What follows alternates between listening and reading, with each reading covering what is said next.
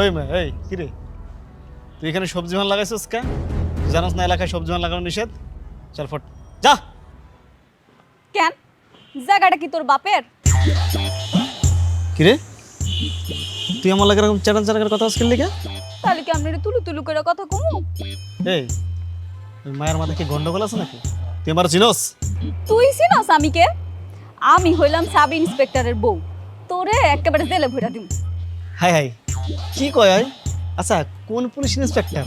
নামটা ক, শুনে দিলটা খুশি করি, মনটা ভালো হোক। ক নাম ক। নাম হলো তো অজ্ঞানী হয়ে যাবি গা। তাও কইতাছি, নামটা হইলো সাব ইন্সপেক্টর তুহিন।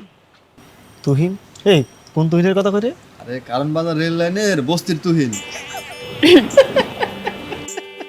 কি রে, বাংলাদেশ পুলিশ কি পাগল হয়ে গেছে নাকি?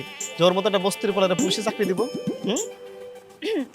হয় নাই, তবে হয়ে যাইব গা, আর মাত্র 2টা দিন বাকি।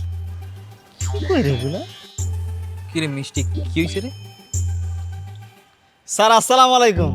স্যার ভালো আছেন স্যার? স্যার শরীর স্বাস্থ্য ঠিকঠাক আছে? কি রে এরম করে কাকে পাগল টাগল হয়ে গেছে নাকি? আমি পাগল হই নাই, পাগল হয়েছে ওই মায়া। ওই মায়া আমারে কয় তুমি নাকি পুলিশ ইন্সপেক্টর হবি। কি রে? হ্যাঁ অমতো কেন, কোনো সমস্যা? যোগ্যতা থাকলে অবশ্যই হবো ইনশাল্লাহ।